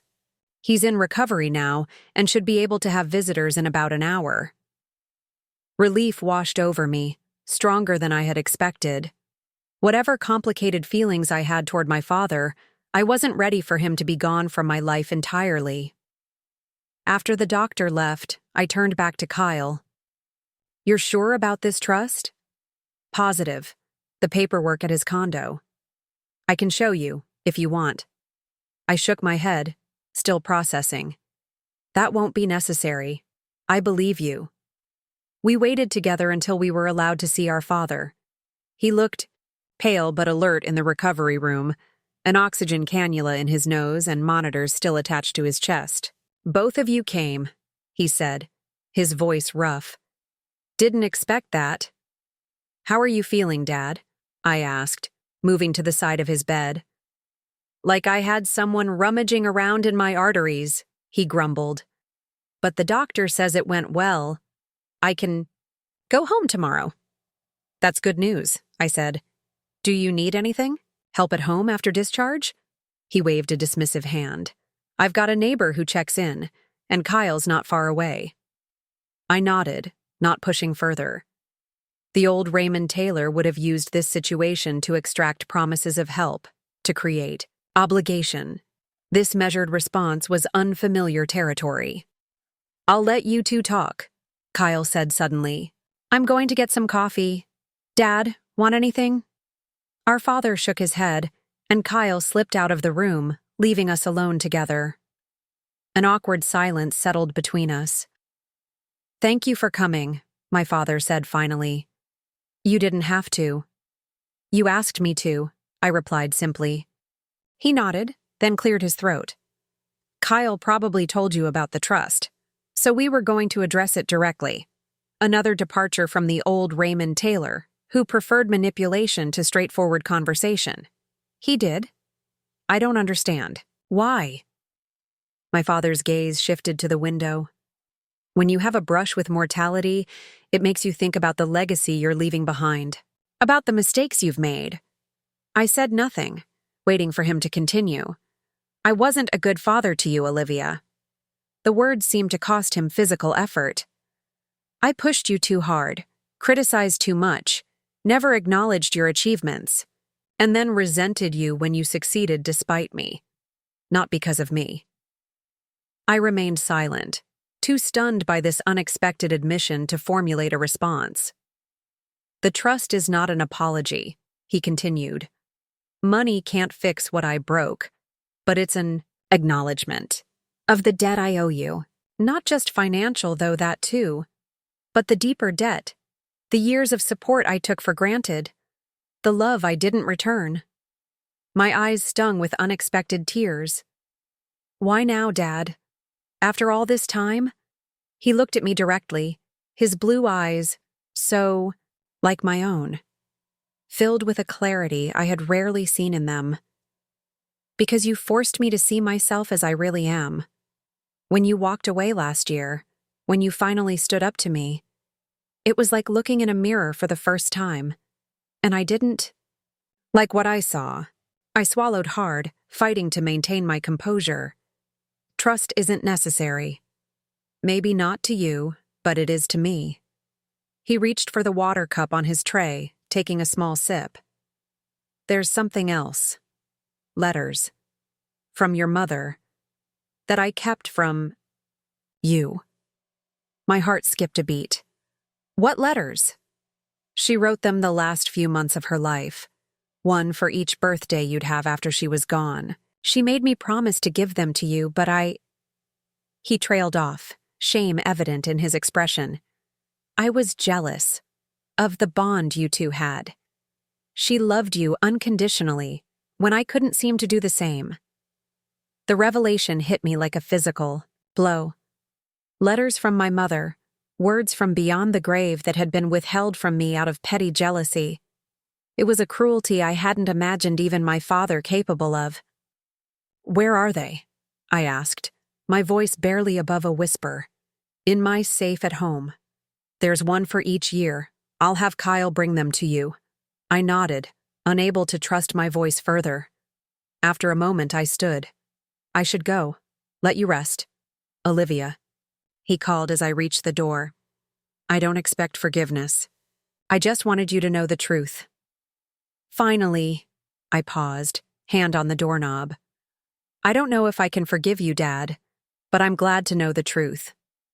2 days later, a package arrived at my apartment. Inside was a bundle of envelopes, each dated, for a specific birthday, in my mother's familiar handwriting. And beneath them, a letter from my father. I set his letter aside, not ready to read it yet. But my mother's. Those I unwrapped with trembling hands. 7 letters, 1 for each birthday, since her death. Each sealed, preserved, waiting to be read in chronological order. I opened the first one, dated for my 26th birthday, just months after she died. My dearest Olivia, if you're reading this, I've been gone for nearly a year now. I hope the, sharp edges of grief have softened a little, though I know the ache never truly disappears. Her voice seemed to fill the room as I read. Warm, loving, wise. She wrote of her pride in me, her hopes for my future, her certainty that I would thrive, despite the challenges I would face. Your father loves you, she wrote toward the end, though he doesn't know how to show it. His own father was so cold, so demanding, that Raymond never learned the language of affection. Don't spend your life seeking his approval, my darling. It's a quest that will only bring you pain. Live for yourself, not for his validation. You are enough. Exactly as you are. You always have been. Tears streamed down my face as I finished the letter, then carefully opened the next one and the next. Each contained reflections, memories, wisdom she had wanted to share with me as I moved through my life without her. The final letter, meant for my 32nd birthday just a few months ago, ended with words that seemed almost prophetic. By now, I hope you've broken free of the patterns that defined our family. I hope you found your voice, your strength, your ability to set boundaries. And perhaps, in that freedom, you and your father might find a new way to relate to each other, not as the critical parent and approval-seeking child, but as adults who can acknowledge the past while choosing a different future. Whatever happens, know that I am proud of you, not for what you achieve, but for who you are. Kind, resilient, determined, compassionate. My greatest joy, my most precious gift, all my love. Forever, Mommy set the letters aside carefully, overcome, with emotion. My mother had seen it all so clearly. The dynamic with my father, the pain it would cause me, the freedom I would eventually need to claim. Only then did I open my father's letter. Olivia, there is no adequate apology for keeping these from you. It was an act of selfishness for which I am deeply ashamed. I tell myself I was protecting you from more pain, but the truth is, I was protecting myself from seeing how much better she understood you than I ever did. You don't need my blessing to live your life. You never did. But for whatever it's worth, I want you to know you are the success of our family, not despite me, but in spite of me. And I am, belatedly but sincerely, proud of the woman you've become. Your father, Raymond. I folded the letter carefully and placed it with my mother's. Then I picked up my phone and did something I hadn't done in over a year. I called my father directly. He answered on the second ring, his voice cautious. Olivia? I got the letters, I said simply. A pause. All of them? Yes. Another pause. Longer this time. I'm sorry. 2 words I had never expected to hear from Raymond Taylor. Not a qualification, not a deflection, not a redirection of blame. Just a simple, straightforward apology. I know, I said. And I did know. Perhaps for the first time, I truly understood my father, his limitations, his regrets, his belated attempts at amends. Would you? He hesitated. Would you consider having dinner sometime? Just to talk. No expectations. A year ago, I would have leapt at this opening, desperate for any crumb of paternal approval.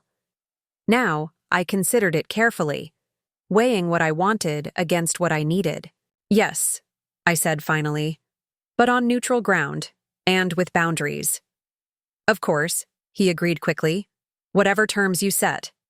As I hung up the phone, I realized that this cautious, conditional rebuilding was its own kind of victory.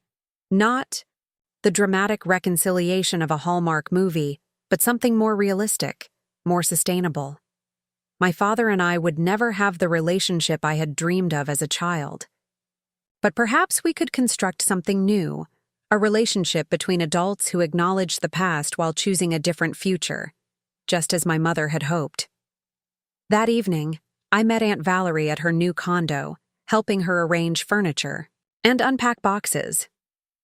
As we settled on her couch with glasses of wine, looking out at the Chicago skyline, I told her about the letters, my father's apology, the tentative dinner plans.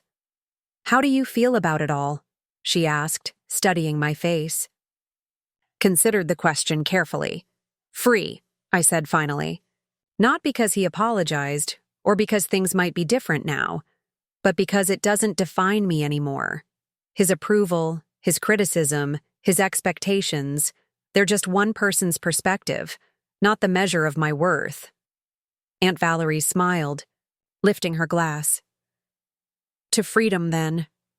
I clinked my glass against hers. "To freedom. And to be enough, exactly as I am." And I was. Not the failure my father had once called me. Not the perfect daughter I had tried so desperately to be.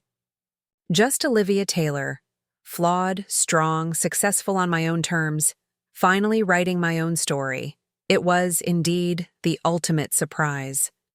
Looking for more? We've got 2 amazing stories ready for you right on screen. If this one touched you, these are absolutely worth your time. Click to watch them now. And hey, subscribe and hit that bell to never miss our latest uploads.